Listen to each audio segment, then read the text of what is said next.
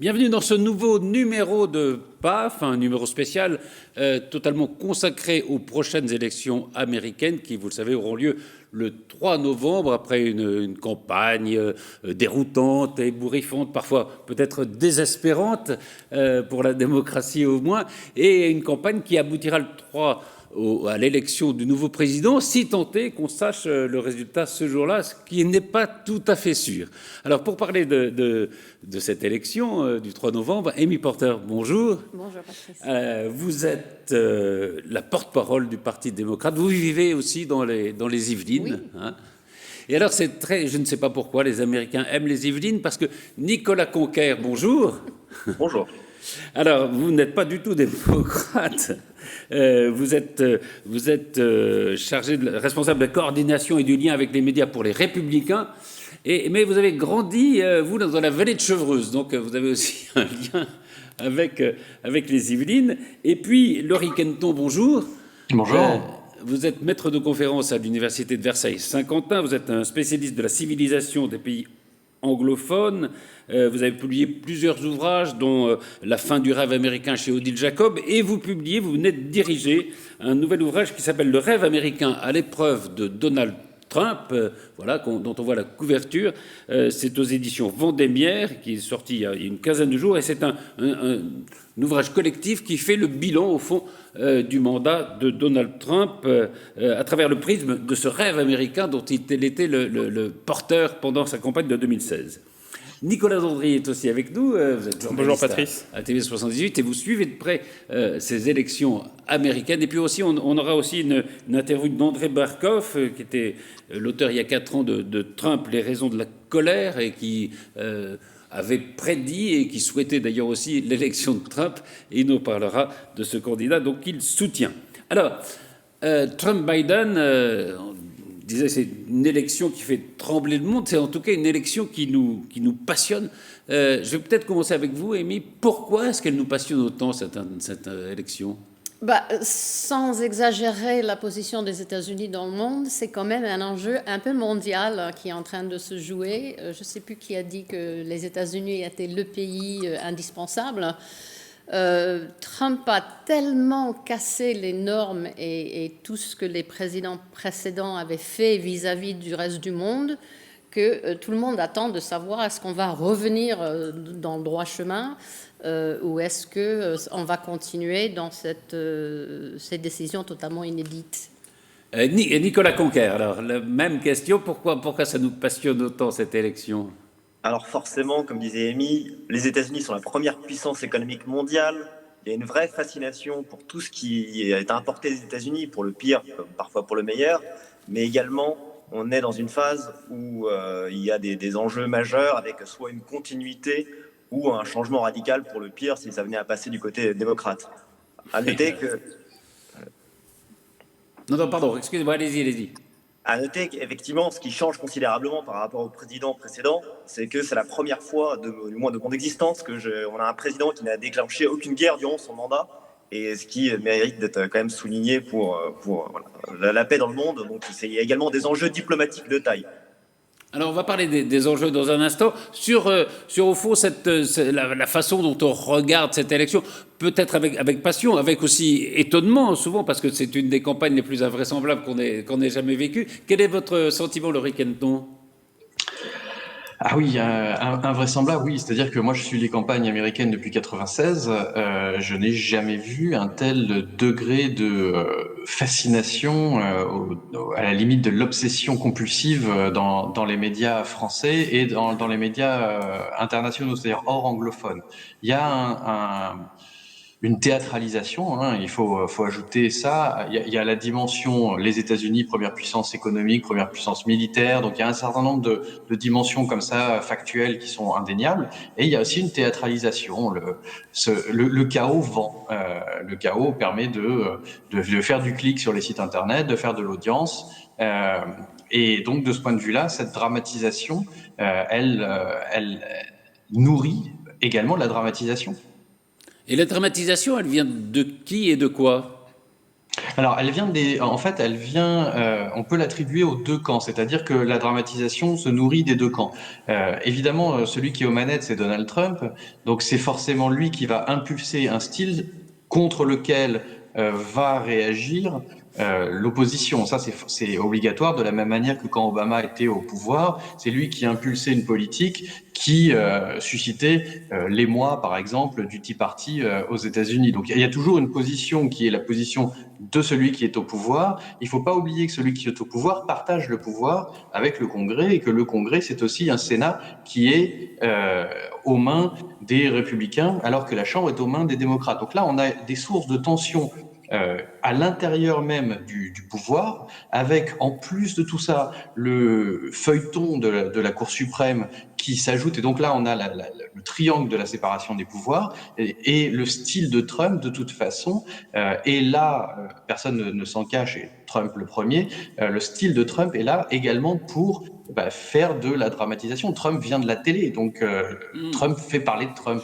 Donc tout ça nourrit de toute façon de l'indignation, ce qui est de bonne guerre, et tout ça nourrit la machine.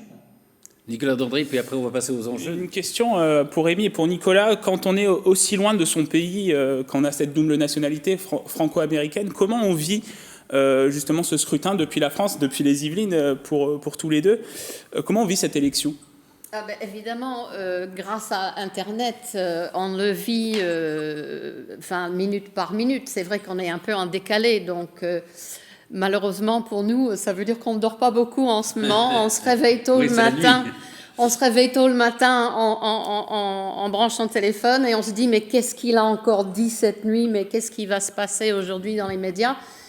Et évidemment, j'ai encore de la famille et beaucoup d'amis aux États-Unis, donc je vois aussi les choses à travers eux et ce qu'ils vivent actuellement. Ma sœur est en Floride, par exemple. Elle n'est quasiment pas sortie de chez elle depuis le mois de mars avec le Covid.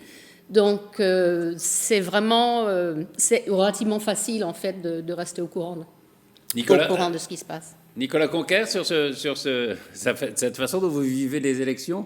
Effectivement, par Internet et via les réseaux, c'est d'ailleurs là-dessus que la campagne se joue beaucoup. On est associé à ce qui se passe aux États-Unis et également donc avec ces communautés de républicains ou éventuellement de démocrates parfois qui vivent à l'étranger. On est assez associés, on vit ça par passion. On est quand même 9 millions à vivre en dehors des États-Unis, donc ça représente un poids significatif et c'est un vote qui sera vraiment crucial pour l'issue du scrutin.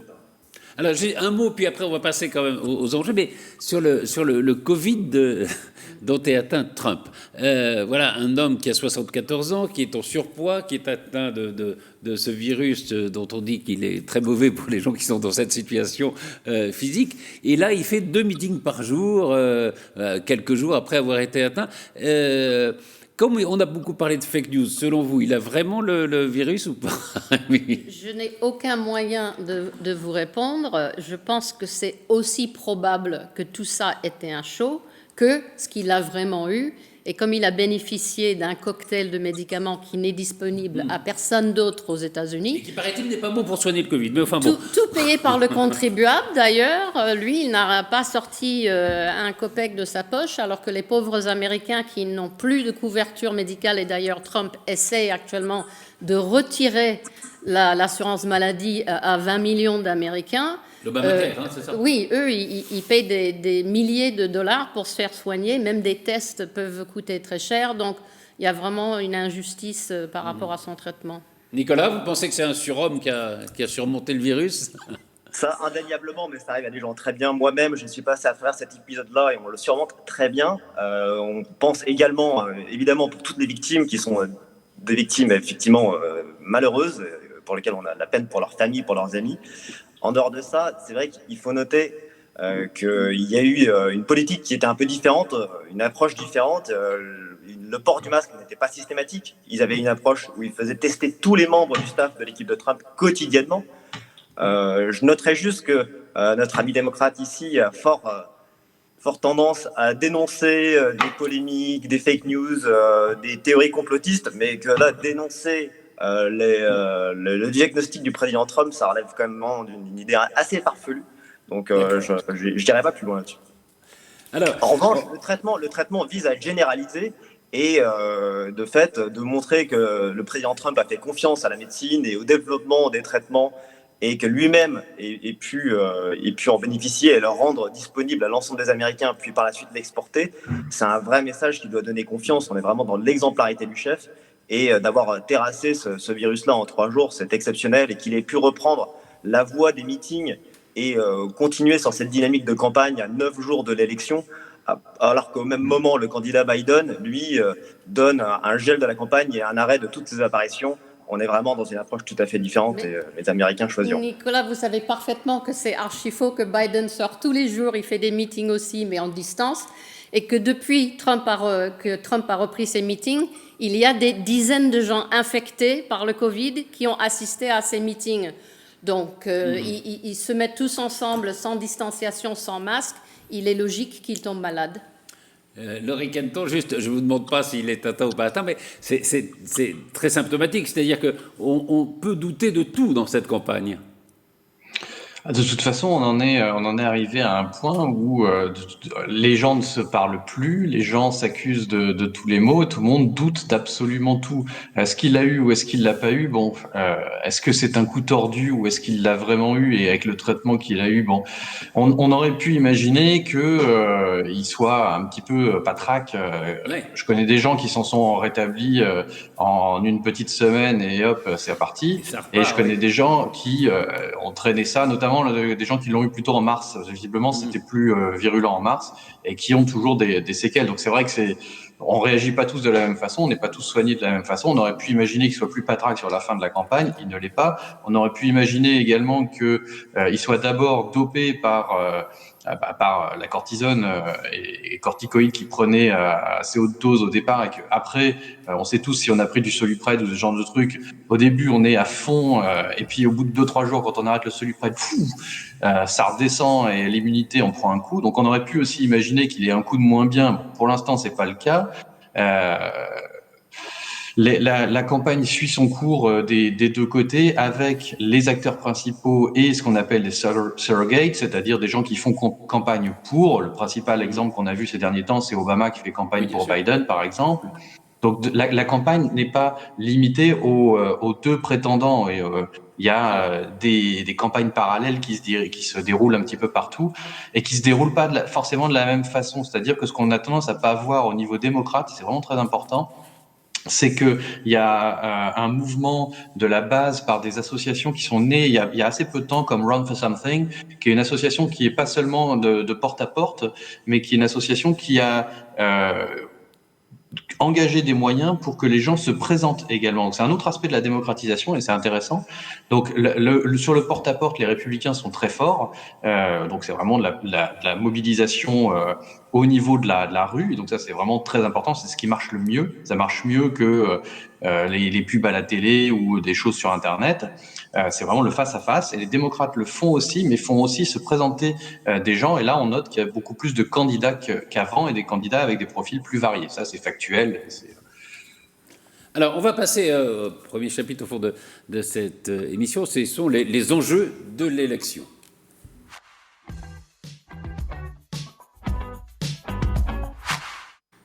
Alors, d'abord, quel est l'état d'esprit qui règne aujourd'hui aux États-Unis? Est-ce que c'est une Amérique apaisée ou qui cherche l'apaisement, peut-être avec l'élection de Biden, ou est-ce que c'est une Amérique qui n'a jamais été autant divisée qu'elle ne l'est aujourd'hui? Je pense que l'Amérique est très, très divisée. On a toujours été un peu 48%. Enfin, il n'y a jamais eu de grands écarts entre les deux camps. Et c'est vrai qu'il y a plutôt que deux camps aux États-Unis par rapport à la France qui ont plutôt d'autres tendances. Mais je dirais surtout que les Américains sont aujourd'hui épuisés. Ils n'en peuvent plus de ce chaos, de justement tous les matins mettre la télé et voir mais qu'est-ce qu'il a encore dit, qu'est-ce qu'il a encore fait. Ils veulent du calme, ils veulent un retour à la normalité et Joe Biden incarne quelque part ce calme, le fait qu'il soit apaisé, un homme empathique. Il est 78 ans aussi peut-être. Oh, il aura 78, ne le vieillissons pas il va les avoir. Il les aura le jour de l'inauguration, voilà. Le 20 janvier, le jour de l'investiture. Oui. Oui, quand s'il prend ses fonctions. C'est vrai que, oui, on a l'impression quand même d'une Amérique un peu fatiguée. Nicolas Conquer, par exemple, et Laurie Kenton, évidemment. Je suis assez surpris que notre ami démocrate nous parle d'ordre, car c'est vraiment un mot que Biden n'arrive à peine à prononcer. Le law and order, qui est vraiment un pilier sur lequel Trump fait campagne pour arriver à rétablir des centres-villes, les apaiser après ces 5 mois d'émeutes dont on reparlera sûrement, mais Oui, on va en voilà, parler. des villes qui ont été livrées en pâture et tout a été instrumentalisé par des gouverneurs démocrates qui instrumentalisent des faits de société ou une crise sanitaire pour chercher à porter atteinte à Trump et au pays, à l'Amérique dans son intégralité, donc via différentes manières, et que ce soit des recours à l'impeachment pour des motifs vraiment, vraiment légers. L'issue, on en a prouvé. Donc il y a vraiment une fatigue de cette tendance d'entraver la marche du pays par le Parti démocrate et sa frange la plus extrême dont Biden n'est que la façade. Alors, il y a évidemment des enjeux internationaux, des enjeux écologiques. Biden a dit qu'il reviendrait dans les accords de Paris, par exemple, s'il était élu. Mais en ce qui concerne l'Amérique, Laurie Kenton, vous rappelez dans votre livre donc le rêve américain à l'épreuve de Donald Trump qu'au fond, au-delà des mesures dont on a beaucoup parlé, c'est-à-dire le mur contre l'immigration mexicaine, l'idée de cette Amérique d'abord, c'était de renouer avec une sorte de nostalgie, celle de l'Amérique des années 50. L'Amérique d'Eisenhower, l'Amérique avant qu'elle se soit un peu humiliée comme elle avait été avec Carter par les Iraniens. Alors évidemment, c'est une nostalgie qui ne concerne pas tous les Américains, elle concerne les Américains blancs essentiellement, non ? Oui, parce que les Américains ont quelque chose à regretter, enfin les Américains blancs ont quelque chose éventuellement à regretter dans les années 50, mais c'est quelque chose c'est une nostalgie qu'on retrouve également autant dans le camp Trump que dans le camp Sanders, c'est-à-dire l'Amérique prospère qui pensait que la Grande Dépression était quelque chose qui était tellement totalement dépassé et que en fait maintenant on avait atteint une espèce de millénium, les 1000 ans de bonheur et il y aurait plus de dépression. Généralement c'est comme quand on est dans une relation amoureuse heureuse, on a toujours l'impression que ça y est c'est pour toujours, et la prospérité c'est toujours la même chose en fait, on a toujours l'impression que ça y est c'est fini, c'est pour toujours. Donc ces années 50 c'était des années où les lendemains chantaient et où n'importe qui en sortant du lycée pouvait avoir un job stable et rémunérateur à l'usine Ford d'en face comme papa, et de ce point de vue-là il n'y avait pas d'angoisse. Tout ça c'est arrivé dans les années 70. En revanche pour les Noirs évidemment les années 50 c'est les années de la ségrégation, c'est la fin de la ségrégation, mais enfin ça reste quand même des années qu'on ne regrette pas particulièrement. Et pour les Hispaniques et les Asiatiques là c'est encore autre chose puisque c'est des années où ils n'étaient pas aux États-Unis et ils étaient dans des pays qu'ils ont fui ou quittés, donc il n'y avait pas grand-chose à regretter. Donc c'est pour ça que la nostalgie elle s'applique pas à tout le monde de la même façon, et pour certains groupes, elle ne s'applique pas du tout parce que la seule chose, la seule aspiration finalement, elle est devant. C'est un avenir à construire. Mais alors, est-ce que, je vous demandais de résumer évidemment, mais est-ce qu'à votre sens, alors vous abordez plein de tous les domaines hein, dans ce livre et c'est abordé par des spécialistes, mais est-ce qu'au fond vous direz que Trump a été à la hauteur de ce rêve américain qu'il prétendait défendre ? Ah bah la réponse elle est très simple. Hein. Vous demandez à Amy Porter, elle va vous dire non. Vous demandez à Nicolas, il va vous dire oui. Et l'Amérique est très divisée de ce point de vue-là. Du point de vue des républicains, oui, c'est mission accomplie. Il a tenu ses promesses, hein, Promises Kept, c'est son slogan.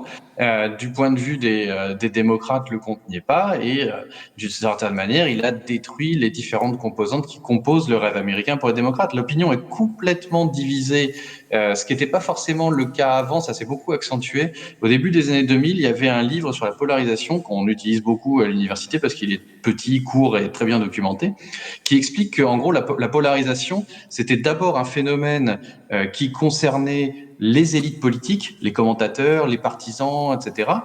Et qu'en réalité, l'opinion était beaucoup moins polarisée qu'on voulait bien le dire. Et en réalité, maintenant, l'opinion est devenue beaucoup plus polarisée parce que, notamment par les réseaux sociaux, il y a une sorte de ruissellement, non pas économique, mais idéologique d'une certaine manière, et les positions sont beaucoup plus tranchées qu'elles l'ont été. Et ça se passe en l'espace de une quinzaine d'années. Donc c'est un changement majeur dans la structuration de l'opinion américaine. Justement, c'est vrai que je vais poser la question à vous, Amy Porter, et à Nicolas Conquer. Je me souviens qu'en 2016, quand il a été élu, tout le monde disait oui, d'accord, enfin, il ne va pas appliquer ce qu'il a dit. Il ne va pas faire le mur, il ne va pas faire... Or, il a quand même tenu ses promesses. Alors, parlons justement du mur. La frontière avec le Mexique, c'est 3200 km. Trump a promis, il a donné comme objectif, il allait faire à peu près un tiers, 1200 km. Vous savez combien de murs a été construit? 8 km de nouveaux murs a été construit depuis 4 ans. Ils ont remplacé 415 km qui étaient déjà là par une nouvelle barrière. 415 sur 3002, on est loin du compte. Donc, il n'a tenu aucune promesse. La seule promesse qu'il a tenue, et en fait, la seule vraie réussite, si je puis dire, de Trump pendant son mandat, c'était de baisser de façon spectaculaire les impôts pour les plus riches, 1000 milliards et demi pour les grandes entreprises comme Amazon qui aujourd'hui paient $0 d'impôts alors qu'ils gagnent des milliards en bénéfices. Donc, en fait, il a plongé l'économie dans une récession, le PIB a baissé de 30%, et il n'arrête pas de dire « j'avais la meilleure économie du monde avant qu'il y avait le Covid ». C'était déjà pas le cas, et de toute façon, on ne peut pas faire semblant que le Covid n'existe pas. Il est toujours dans cette histoire de pensée magique, Trump. Il dit d'ailleurs ça va disparaître. Ça va disparaître, ça sera un miracle. Et tous les jours, les chiffres montent, et tous les jours, on brise des records absolument terrifiants du nombre de cas et du nombre de décès. Nicolas Conquer, alors sur le mandat de Donald Trump, vous pensez qu'il a, au fond, réalisé ce qu'il avait promis ? Absolument. Comme vous disiez, les promesses kept, on est vraiment dans la sincérité de se tenir aux engagements qui ont été pris et qui sont réalisés. Je ne reviendrai pas sur les chiffres concernant le mur, qui sont bien plus importants que ce que dit Amy, mais je les tiens à votre disposition. En revanche, pour ce qui va être des tax cuts, donc qui est vraiment quelque chose de significatif, une réforme fiscale qui a contribué à diminuer significativement les impôts, ça s'est répercuté sur absolument tout le monde. Tous les foyers ont vu leur fiche de paie augmenter, leur placement 401k vraiment se valoriser. Donc, c'est vraiment des impacts très significatifs et ça a vraiment stimulé l'emploi. Je pense que M. Henton abondera dans mon sens, mais de dire que cette réduction de la bureaucratie a vraiment stimulé à favoriser l'emploi et à booster l'économie. Et que là, malgré un épisode tragique d'une crise sanitaire sans précédent, plus de 50% des emplois qui ont été supprimés ont déjà été recréés en moins de 6 mois depuis mars. Donc on parle quand même de 11 millions d'emplois qui ont déjà été recréés. C'est vraiment une performance vraiment à souligner. Bon, on voit bien l'opposition entre les deux. Un mot, parce qu'on va passer ensuite aux règles de cette élection. Il faut les expliquer. Oui, Loïc ? En fait, bon... Moi, je suis pas partisan, donc je suis d'accord avec Amy sur les kilométrages de murs et le mur qui n'était pas construit, qui a été construit après, c'était notamment par de l'argent privé. Il y a une partie qui s'est écroulée dans le Rio Grande, ça fait quand même un peu mauvais effet.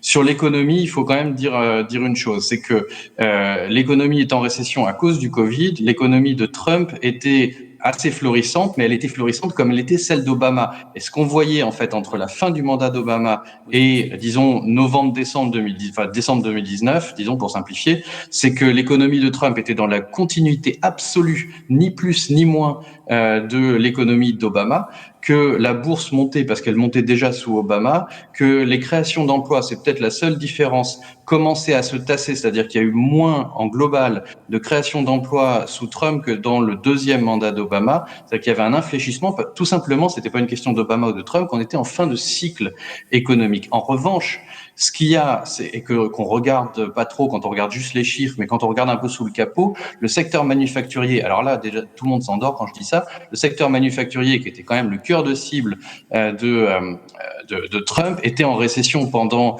5 mois d'affilée, donc c'est-à-dire en récession, c'est l'indice ISM, dans la Rust Belt en particulier. Donc là, son programme économique, en gros, quand on regarde la big picture, oui, ça allait mieux. Quand on regarde l'électorat qu'il voulait protéger, ça n'allait pas mieux. Donc ça dépend toujours de ce qu'on regarde.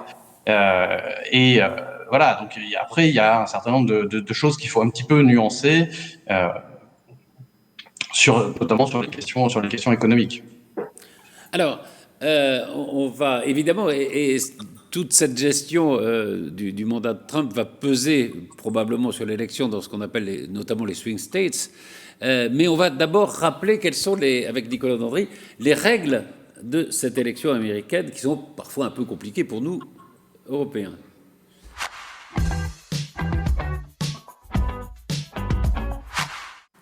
Nicolas, alors, rappelez-nous, voilà, on vote d'abord pour des grands électeurs, c'est ça? Effectivement, hein, les citoyens américains ont le choix, bien sûr, de voter entre Joe Biden ou Donald Trump, mais ils votent en fait pour 538 grands électeurs. Chaque État a un nombre de grands électeurs qui est proportionnel au nombre d'habitants. Par exemple, hein, l'État de Californie rapporte 55 grands électeurs, 38 pour l'État du Texas ou encore 20 pour l'Illinois. L'objectif pour chaque candidat, en fait, c'est d'obtenir suffisamment d'États pour décrocher 270 grands électeurs. Et c'est ce qui explique parfois que le candidat qui obtient le plus de voix n'est pas forcément élu. Hein. Ça a été le cas en 2016. Hillary Clinton avait obtenu plus de voix, mais n'avait pas été élu parce que Donald Trump avait dépassé le nombre de grands électeurs, 270. Pour Al Gore aussi, je crois, contre Bush en 2000, hein, me semble-t-il. Alors, à l'heure actuelle, il y a plus de 50 millions d'Américains qui ont déjà voté. Alors, pourquoi ? C'est la particularité des États-Unis. Le vote est anticipé soit par correspondance, comme pour les Américains qui vivent à l'étranger, notamment. Vous avez déjà voté ? Absolument, le 22 septembre. Nicolas, vous avez voté ? Absolument. Ok, aussi. Donc voilà, par correspondance pour les Américains qui vivent à l'étranger, mais aussi pour les Américains qui vivent aux États-Unis, ou soit directement dans les bureaux de vote. Parce qu'en fait, Trump a voté dimanche. Voilà, c'est ça. Trump a déjà voté donc en Floride. Il y a des bureaux de vote qui sont ouverts depuis le 18 septembre. Hein, c'est le cas du Minnesota, de la Virginie ou du Wyoming. Et même situation dans le Colorado, en Floride ou en Alaska, c'est des bureaux qui sont ouverts depuis le 19 octobre. Et alors, on va le voir sur les images. Donc, Amy, vous avez déjà voté avec une amie que vous avez reçue, une amie qui est originaire et qui vote dans l'État de New York. Oui. Et en fait, la particularité pour les Américains qui vivent à l'étranger, c'est que chaque État a sa procédure de vote. Vous, Amy, vous avez voté par fax, c'est ça ? J'ai voté par fax pour la première fois parce que j'avais un peu peur de la poste. J'ai toujours voté par correspondance. Enfin, il y a une vingtaine d'États qui permettent aux gens de voter soit par email, soit directement sur un site Internet. Peut-être une trentaine et une vingtaine où vous êtes obligé de renvoyer votre bulletin par la poste parce qu'ils veulent une signature originale. Il y a 5 États, dont la Floride, le mien, qui vous permettent de voter par fax. Donc, pour la première fois, j'ai voté par fax parce que je ne faisais pas vraiment confiance à la poste, que Trump essaye de ralentir la poste, justement pour ralentir les votes. Comment ça se passe chez vous, Nicolas, dans le Minnesota ? Donc là, en l'occurrence, j'ai pu voter par correspondance, et donc j'ai envoyé mon bulletin en direction des États-Unis. Malgré le fait que ça soit une possibilité, il faut quand même savoir que c'est le moyen, le canal par lequel il y a le plus de pertes en ligne. Le traitement de ces bulletins s'égare régulièrement, et c'est pour ça qu'il faut le limiter vraiment à des cas les plus spécifiques et pas le généraliser aucunement. Alors, il y a de nombreux Américains, bien évidemment, qui votent par correspondance du fait de la situation sanitaire. C'est ça, oui. Il y a la situation sanitaire qui fait qu'il y a peut-être moins d'Américains qui vont aller le même jour voter dans les urnes. Hein. Je pense qu'il y a une autre raison pour laquelle tant de gens ont déjà voté. Les gens ont compris que les républicains mettaient en place des tas de mesures pour essayer justement de faire en sorte qu'ils votent moins, de leur faire peur, de leur dire ça ne va pas compter, il va y avoir de la fraude, etc. Donc les gens concernés se sont dit, moi je ne vais pas attendre le dernier jour, peut-être que ce jour-là il pleuvra, il neigera, il y aura un ouragan en Floride, on est encore en pleine saison.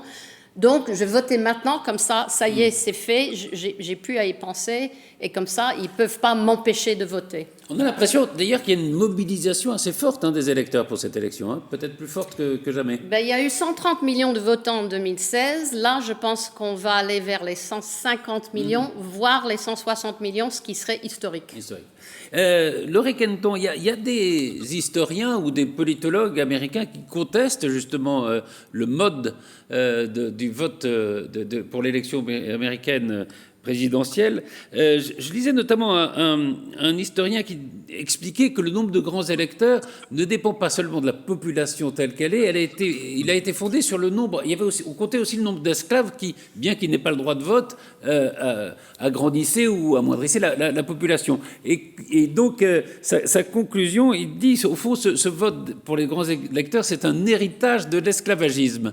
Et beaucoup d'Américains ou de chercheurs américains ou d'observateurs pensent qu'il faudrait revenir à un vote où celui qui a le plus de voix en Amérique est élu et que tous les grands électeurs soient obligés de voter pour celui qui aurait le plus de voix.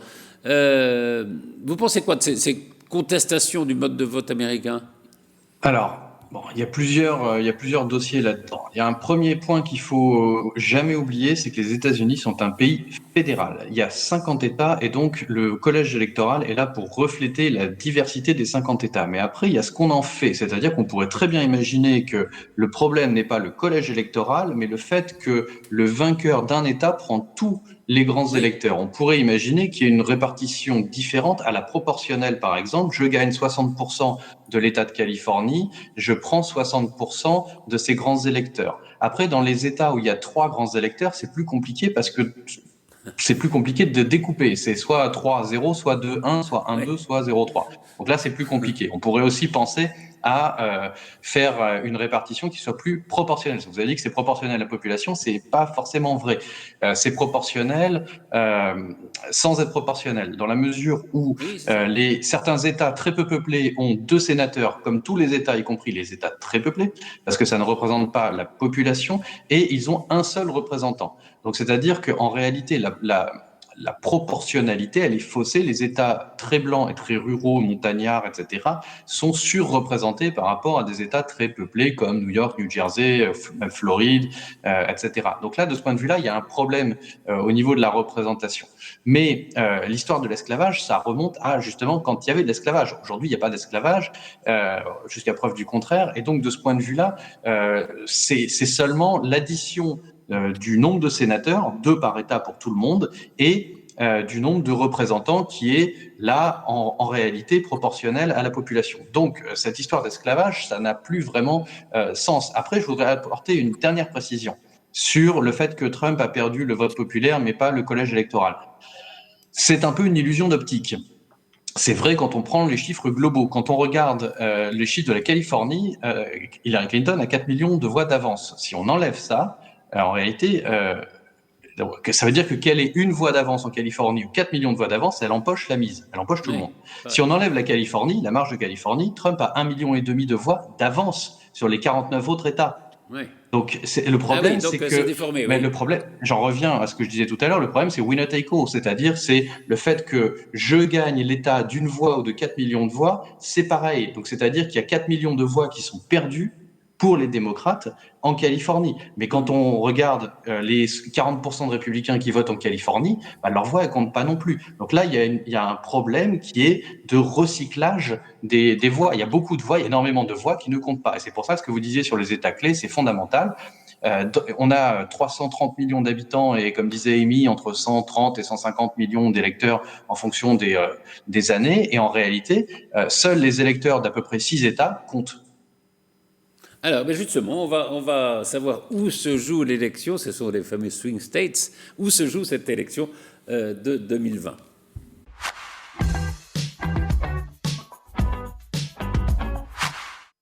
Alors, on peut peut-être voir deux cartes qui sont les cartes des élections de 2012, la réélection d'Obama, et l'élection de 2016, c'est-à-dire l'élection de Trump.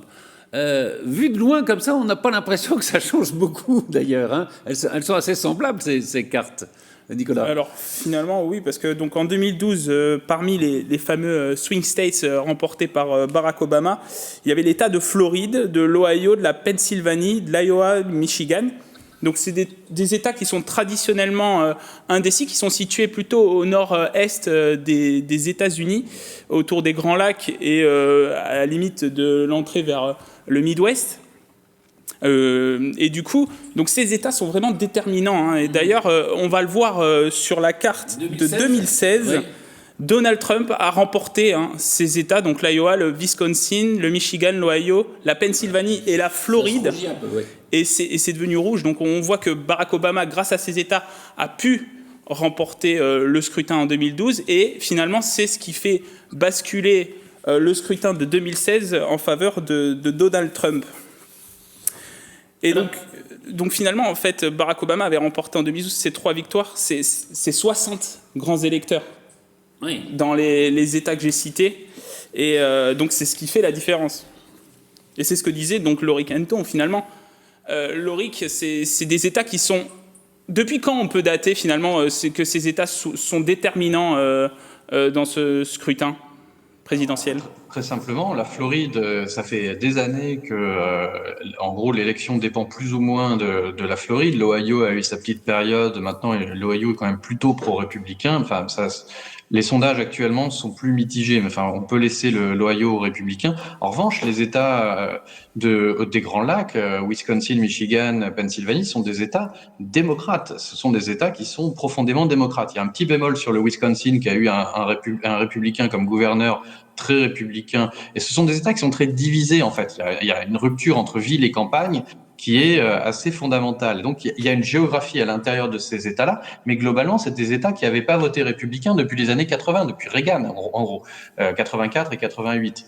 Donc, pour les 3, et qui se sont joués à très très peu de voix. C'est-à-dire que ce ne sont pas des États clés, dans le sens où, historiquement, ce sont toujours les démocrates qui les emportent, mais ce sont des États qui ont été déterminants en 2016, qui en 2018 sont repassés largement du côté des démocrates pour les élections pour le gouverneur et le Sénat, et qui pour l'instant dans les sondages sont assez nettement du côté des démocrates. Mais le sondage étant un instrument de mesure assez limité finalement, on ne sait pas si par exemple en Pennsylvanie, on n'a pas des poches, notamment dans l'ouest de la Pennsylvanie, où on ne voit pas dans le sondage des poches d'électorat pro-républicains qui pourraient faire basculer, puisque pour 77 000 électeurs au total, on a fait basculer 3 États. Michigan, c'est 10 000 électeurs, c'est-à-dire qu'il y en a 5 000 qui changent de côté, ça fait basculer l'élection, quoi. C'est rien.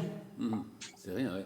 Oui, d'ailleurs, si on prend la carte, on a une carte des élections depuis l'élection de Kennedy en 1960. On voit bien que ça se joue à rien, parce que ça peut devenir absolument tout rouge, comme sur la réélection de Nixon. D'ailleurs, il était réélu en gagnant presque tous les États, et son mandat n'a duré que 2 ans, ce qui n'est pas les élections de Reagan aussi, c'est tout rouge, l'élection de George Bush père, et puis après, donc on voit bien que ça se joue à très peu de voix, quoi, dans quelques États qui peuvent basculer d'un côté ou de l'autre, hein. Et la question, c'est combien d'États sont en balance, parce que par exemple, la réélection de Bill Clinton a été très très large, alors que son élection en 92 a été plus serrée aussi. C'est une configuration à 3. L'élection de 2000 est historiquement serrée, puisque ça s'est joué à 500 voix en Floride. Donc ça va dépendre. Les élections les scrutins de réélection, généralement, sont beaucoup moins serrés. La seule exception étant George Bush père en 92, qui a perdu. C'est le dernier président à avoir perdu pour sa réélection. Normalement, les sondages devraient être nettement plus favorables à Trump. Dans une configuration de réélection, on ne devrait pas être avec un président qui est derrière. C'est du jamais vu. On a vu ça avec Carter, on a vu ça avec Bush. Ouais. D'ailleurs, il y a là encore des observateurs qui contestent toujours ce système américain en disant que finalement, puisque ça se joue dans un nombre réduit d'États, cette élection, ça oblige les candidats et peut-être les présidents à se préoccuper surtout de ces États-là. Et par exemple, il cite le fait que Trump ne s'est pas du tout préoccupé de l'État de New York, qui a été terriblement touché par la Covid, parce qu'il sait que de toute façon, New York, ça va voter démocrate. Donc c'est vrai que c'est un système un peu pervers d'une certaine façon. C'est un système très étrange qui a ses racines justement dans l'histoire, parce qu'au début, les grands électeurs étaient non seulement des hommes blancs, mais des hommes possédant des terrains, des terres. Et ça a un rapport en fait avec la date où on vote. Pourquoi on vote le premier mardi après le premier lundi en novembre? Parce qu'à l'époque, c'était des agriculteurs. Donc, novembre, la récolte était terminée, ils n'avaient pas encore planté. Le dimanche, ils étaient à l'église. Le lundi, ils faisaient leur compte. Donc, le mardi, novembre, et comme ils devaient, pour certains, voyager assez loin pour aller voter, ça leur donnait ce temps-là et le temps de revenir pour s'occuper de leurs affaires. Mais c'est vrai que ce scrutin était un vestige de l'histoire. Les hommes noirs qui ont compté pour 3/5 d'un homme à une époque. Évidemment, les femmes qui n'ont pu voter qu'en 1920. Et c'est le seul scrutin aux États-Unis où on vote ainsi. Je veux dire, les gouverneurs, les sénateurs, les représentants, les maires, les shérifs, les juges. Et il y a un vote direct. Pourquoi est-ce qu'on a ce vote indirect ? Parce que c'est inscrit dans la Constitution et pour l'enlever, il faut, je pense, 75% des voix au Congrès et 3/4 des États qui décident de l'abolir. Ça n'arrivera jamais. D'ailleurs, Patrice, c'est juste parce que c'est au niveau au-dessus. C'est normal qu'au niveau d'un État, on vote de manière directe, mais au niveau au-dessus des États, quand il y a plusieurs États ensemble, c'est là qu'on est dans un système fédéral. C'est comme si on avait, disons, une élection au niveau d'un État européen et au niveau de l'Union européenne. C'est à cause du système fédéral. On le voit, Patrice, d'ailleurs, par rapport à ce que vous disiez sur le candidat, des candidats qui insistent sur la campagne dans certains États. On l'a vu ce week-end, hein, Donald Trump était en Caroline du Nord, dans l'Ohio et au New Hampshire. Trois meetings sur une journée. On peut citer les États où ça va se jouer. La Floride, évidemment, on en a parlé, la Caroline du Nord, la Pennsylvanie, le Wisconsin, l'Arizona, le Michigan, l'Iowa, l'Ohio, la Géorgie et le Texas. Peut-être le Texas, enfin, ça serait une surprise si ça passerait aux démocrates. Mais enfin, voilà les États qui peuvent faire jouer. Nicolas Conquer, justement, je voudrais qu'on revienne sur... vous êtes du Minnesota, c'est là où il y a eu l'affaire George Floyd, qui a été peut-être aussi un tournant dans cette campagne, avec l'arrivée des Black Lives Matter. Vous espérez... secrètement, ou pas secrètement d'ailleurs, publiquement, que le Minnesota, justement, passe des démocrates aux républicains, et pour quelle raison ? Alors absolument, ça sera un vous beau, êtes républicain, un beau mais pour quelle raison vous pensez qu'il pourrait y passer ? Donc, juste pour situer, hein, le Minnesota, c'est un État du Midwest, donc c'est un État vraiment plutôt tourné sur l'agriculture, souvent décrié pour différentes raisons, mais donc le Minnesota est considéré par beaucoup des démocrates qui sont de Californie ou de New York comme faisant partie des flyover states. C'est vraiment, comme on appellerait, l'équivalent de la France périphérique. Ces États dont on ne fait que survoler sans vraiment s'attacher à eux. Et donc, voilà, effectivement, en période électorale, on leur donne un peu d'intérêt, mais de fait, ils sont un peu, voilà, vraiment donc, dans ce Midwest-là.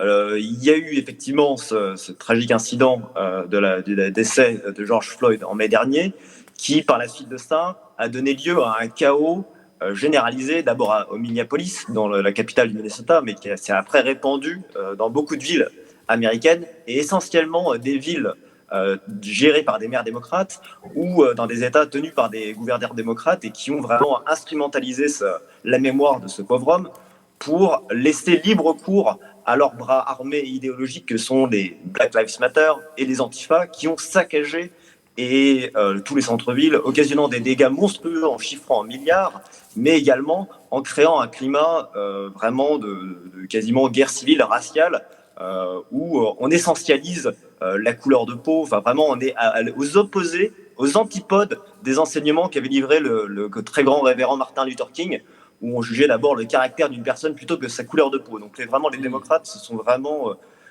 pris les pieds dans les franges les plus extrêmes du parti démocrate, que sont notamment donc une représentante qui est au Minnesota, qui est Ilhan Omar, qui a pas mal de casseroles derrière elle.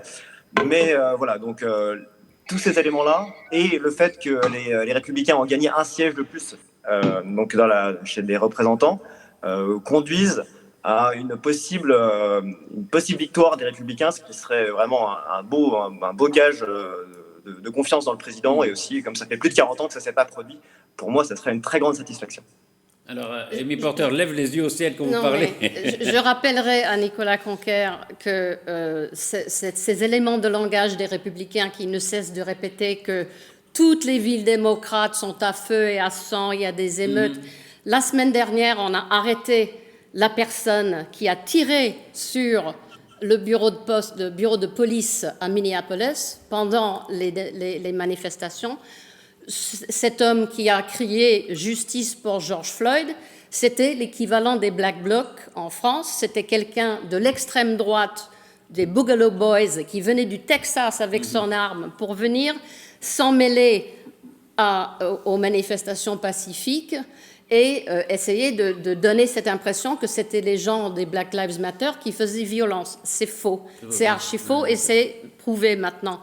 Et cette histoire de loi et de l'ordre, que Trump serait le président de law and order, comme avait dit Nixon, d'ailleurs, je ne suis pas sûre que ça soit un bon exemple. Biden a déjà, évidemment, condamné toutes les violences qu'il y a pu avoir. Et pour Trump qui dit que la loi est très importante, lui qui attend le 20 janvier une armée d'avocats qui vont le mettre en examen pour la fraude fiscale, la fraude bancaire et la fraude à l'assurance, il pourrait commencer par suivre les lois lui-même avant de nous parler à nous de ce qu'il faudrait faire. Justement, c'est vrai que on parlait du Minnesota, mais on parlait aussi. C'est vrai que l'élection, elle s'est jouée beaucoup en 2016 dans les suburbs, dans les faubourgs. Elle va se jouer aussi là.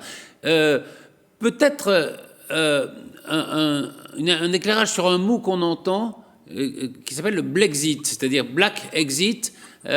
C'est-à-dire un certain nombre de Noirs qui passent du camp démocrate au camp républicain, même si c'est relativement faible à mon avis. Un mot rapide, Nicolas Conquer, parce que il faut qu'on avance un petit peu, il ne nous reste plus beaucoup de temps. Exactement, donc c'est une excellente initiative lancée par cette jeune noire américaine qui est Candace Owens, elle est républicaine, et elle a initié ce mouvement pour justement faire prendre conscience à ces minorités afro-américaines qu'elles avaient toujours été instrumentalisées par le Parti démocrate et qu'ils les utilisaient uniquement comme s'ils étaient dépositaires de leur vote. Ce qui est vraiment une manière de leur dire « mais qu'ont fait les démocrates pour vous depuis toutes ces années ? Tournez-vous vers le Parti républicain qui, les résultats parlent d'eux-mêmes. Le taux de chômage auprès des communautés afro-américaines n'a jamais été aussi bas, pour les latinos également. Et du coup, l'idée, c'est qu'il faut quitter la plantation démocrate, le Parti démocrate qui, lui, a l'historique de l'esclavage, l'historique des lois de ségrégation de Jim Crow. Et du coup, c'est un mouvement qui a quand même de l'ampleur et qui montre qu'il faut arrêter de juste capter tout un électorat sur la base d'une couleur de peau. Ces techniques démocrates vraiment indigénistes ou racialistes sont complètement caduques et ils vont avoir de mauvaises surprises, que ce soit dans des pays comme des États comme la Pennsylvanie ou autres, dans lesquels les électorats noirs vont vraiment se mobiliser en faveur du Parti républicain. Laurie Kendon, en un mot, l'électorat noir, c'est quoi? C'est à peu près 80% démocrate, non? Ça dépend des élections, mais globalement, c'est entre 85 et 95%. Les femmes, c'est plus marqué que les hommes. Donc, en fait, le message républicain s'adresse plutôt aux hommes, mais ça s'adresse pas, en fait, aux hommes pour voter républicain, c'est pour ne pas voter, en fait. Et en fait, ce qu'on a vu dans des coins comme Détroit ou Milwaukee, c'est que entre 2012 et 2016, on voit une déperdition pour les démocrates, pas forcément un gain pour les républicains. Des gens qui votaient démocrates, dans des comtés qui sont plutôt noirs, qui ne votent pas. Et donc on voit en fait la courbe qui s'infléchit assez nettement et ça suffit en fait aux républicains à passer légèrement devant. En réalité, on voyait déjà cet affaissement dans certains endroits, pas partout, entre 2008 et 2012, c'est-à-dire des gens qui avaient voté pour Obama et qui avaient été déçus par Obama. Donc c'est pas forcément un 2012-2016, c'est plutôt 2008-2016. Et là, ce qu'on voit, c'est quand même une surmobilisation des Noirs. En revanche, chez les Hispaniques, il y a une résonance du message de Trump, mais surtout du message républicain, c'est-à-dire que les Hispaniques peuvent être tentés, notamment les Hispaniques de troisième génération, qui sont des chefs d'entreprise, etc., peuvent être tentés par le message non pas de Trump, mais le message républicain. Ceux qui sont conservateurs religieux sont tentés également par un message conservateur religieux, et donc hostile à l'avortement, ce genre de choses. Et enfin, Ceux qui sont des immigrés légaux, qui sont passés par l'espèce de parcours du combattant de l'immigration légale, ils ont beau être hispaniques, ils sont pas pour ouvrir les portes de l'immigration illégale. Eux sont pour que les gens suivent le processus légal d'immigration. C'est pour ça qu'on voit une tentation républicaine chez les hispaniques qui est nettement plus prononcée ou nettement moins rare que chez les Noirs. Chez les Noirs, c'est quand même assez résiduel et ça témoigne beaucoup plus de la stratégie de campagne, mais qui n'est pas forcément très très marquée. En revanche, qui peut être marquée par une forme de, non pas de transfert vers les républicains, comme on le voit avec les hispaniques, mais d'abstention en fait. Au fond, est-ce que cette élection ne va pas se résumer, c'est peut-être la conclusion de ça, un référendum pro ou anti-Trump?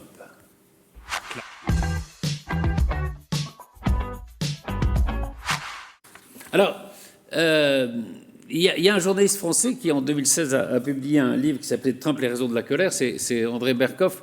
Je vous propose d'écouter, on va écouter un petit extrait de l'interview que j'ai faite de lui, et puis vous allez réagir. André Berkoff, bonjour. Vous êtes, oui, bonjour Patrice.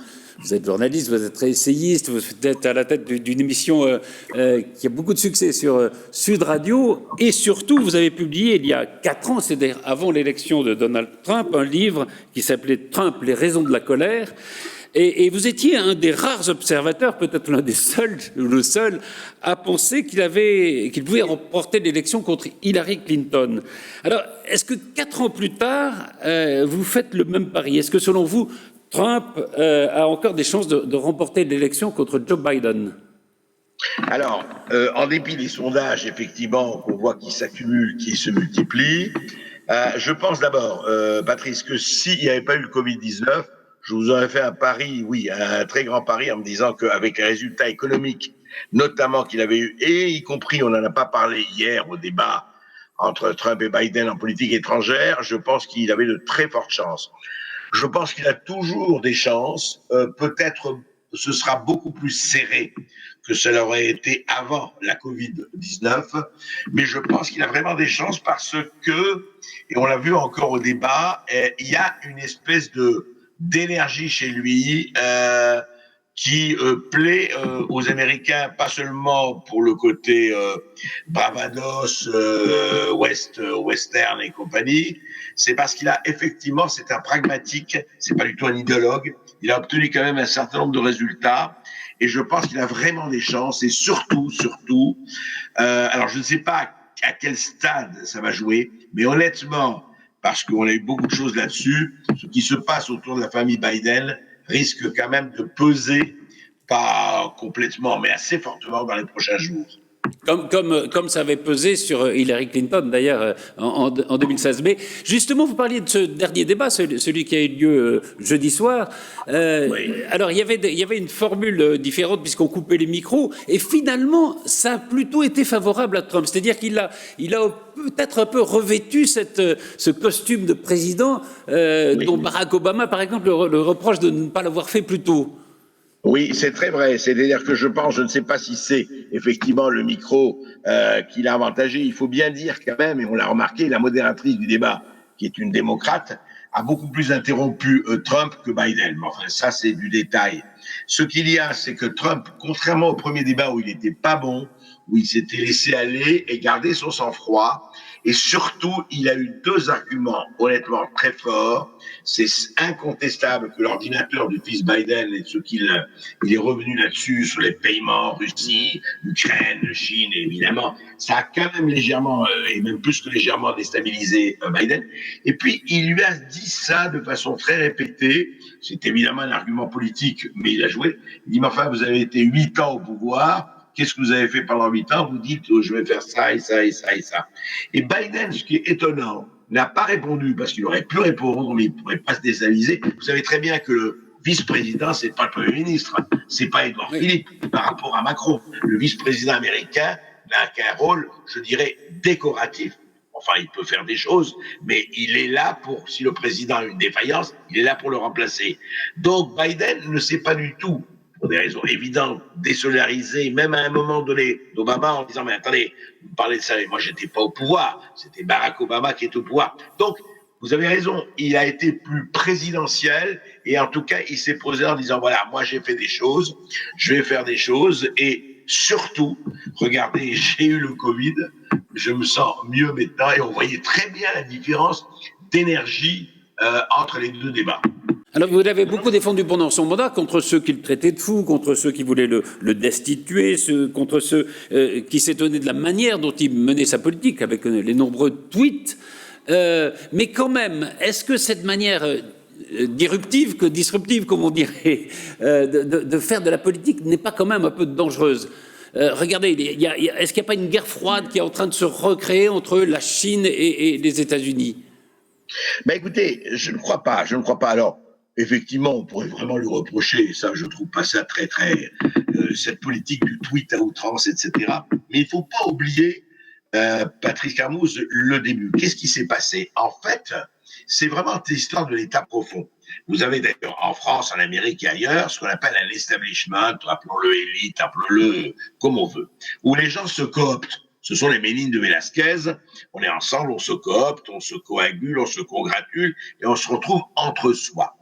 Voilà quelqu'un qui évidemment était milliardaire, etc., mais qui n'était pas dans l'entre-soi et dont la lutte a été que, allez, on va aller sur l'état profond, c'est le fameux deep state, et on va essayer de le disrupter. Il a fait effectivement une politique disruptive. Et comme il avait, il faut bien se rappeler, même avant son élection de 2016, les 4/5 des médias, de l'establishment des politiques, y compris républicains contre lui, sa seule manière était de casser le code en désintermédiant par les réseaux sociaux, etc., c'est-à-dire directement du producteur au consommateur. Qu'est-ce qui s'est passé? Il a fait ça. Et si on regarde, que ce soit en politique étrangère, y compris avec la Chine, qu'est-ce qu'il fait, lui? Il pratique la politique du deal, car je dis le deal au sens négociateur du terme. C'est-à-dire, je montre mes muscles, je vais peut-être jusqu'à la limite, et puis je négocie. Avec la Chine, qu'est-ce qui s'est passé? Il a haussé les tarifs d'import-export. La Chine rentrait comme dans du beurre aux États-Unis les produits chinois, et il n'y avait pas de taxe effectivement réciproque. Il a fait ça. La Corée du Nord, il a quand même. Rappelez-vous qu'on disait à un moment donné, c'est le fou Kim Jong-un et Trump, ça va être la guerre nucléaire, ça va être terrible. Bon, je ne dis pas qu'il s'embrasse sur la bouche, mais enfin, on ne peut pas dire qu'il y a une guerre nucléaire. Regardez ce qui se passe au Moyen-Orient. Regardez ce qu'il dit à lui et avec l'Iran. Sa tactique, sa stratégie, c'est de dire, moi, je négocie en permanence. Et puis, bien, il faut bien dire que pour le moment, heureusement, il n'y a pas eu de guerre déclenchée par lui. Et lui, il est dans, encore une fois, je rappelle, c'est un pragmatique. Ce n'est pas un idéologue. Il faut bien voir ça. Alors, je parlais de votre livre d'il y a 4 ans, Trump, les raisons de la colère. Votre dernier livre s'appelle Le retour des peuples. Est-ce que, d'une certaine façon, Trump, c'est le symbole ou l'incarnation de ce retour des peuples?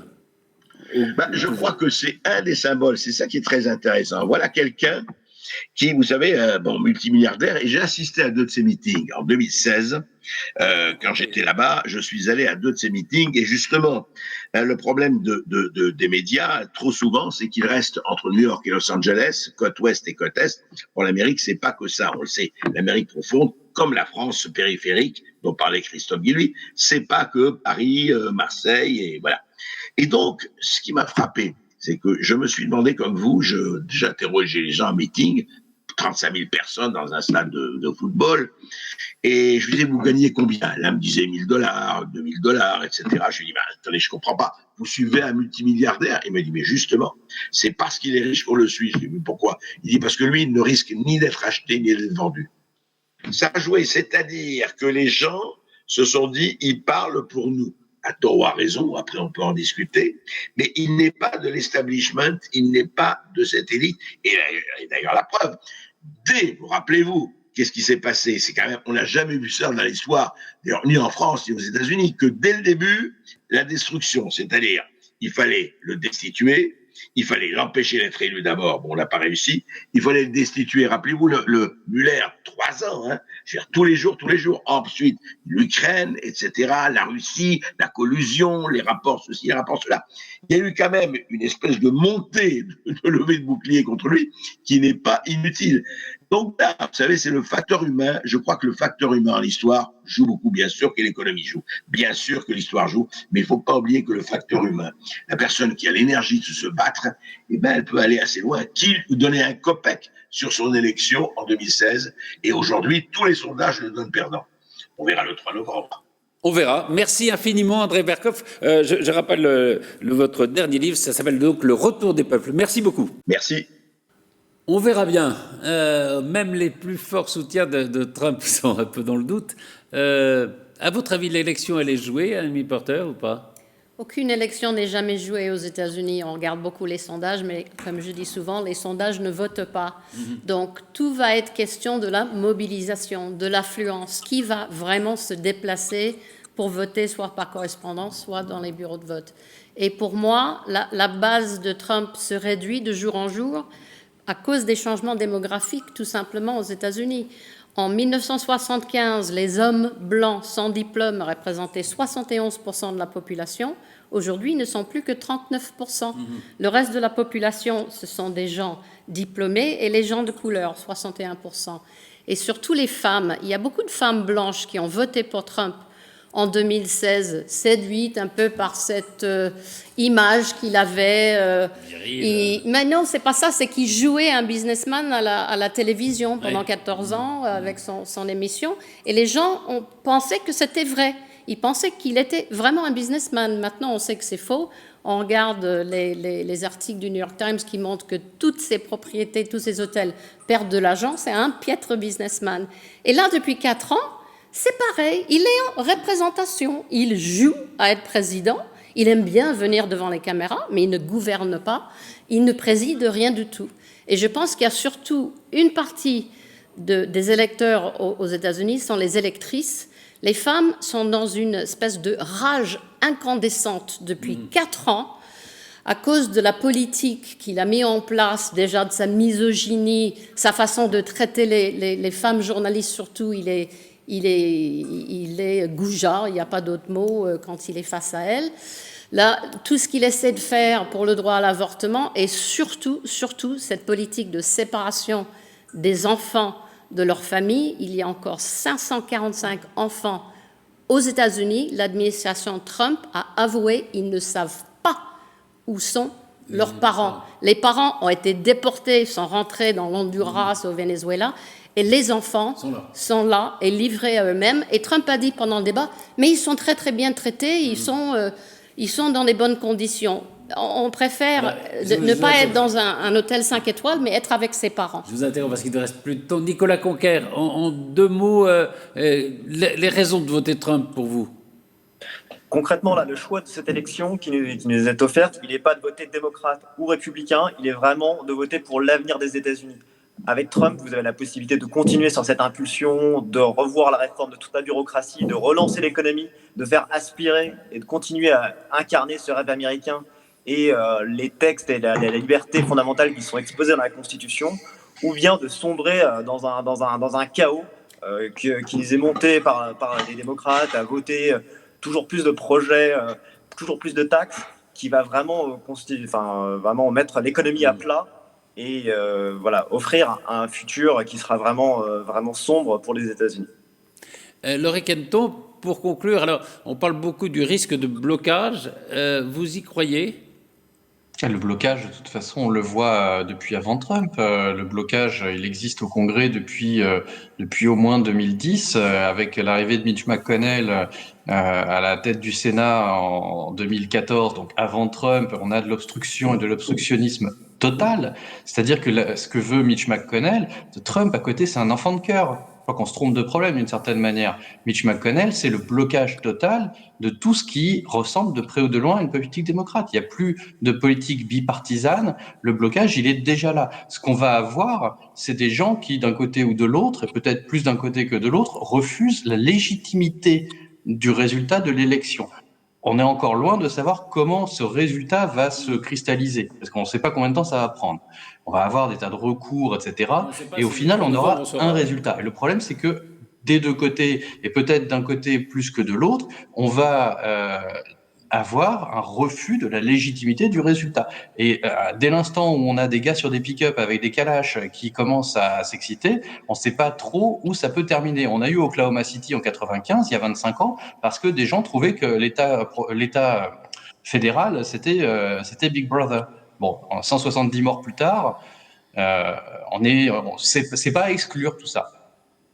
Très bien, ben c'est sur ces mots qu'on va se conclure. On se retrouvera peut-être après le 3 novembre pour parler de la situation, savoir si Joe Biden est élu, si c'est vraiment lui qui va gouverner, ou Kamala Harris, ou peut-être Obama, parce qu'il est quand même un peu âgé. Hein. Si Trump est réélu, comment tout ça va se passer. Merci en tout cas à vous tous. Merci Annie Porter, merci Nicolas Conquer, merci Laurie Kenton. Je rappelle votre livre, Le rêve américain à l'épreuve de Donald Trump, c'est aux éditions Vendémiaire. Et merci beaucoup Nicolas Dandry et à très vite pour un nouveau numéro de PAF.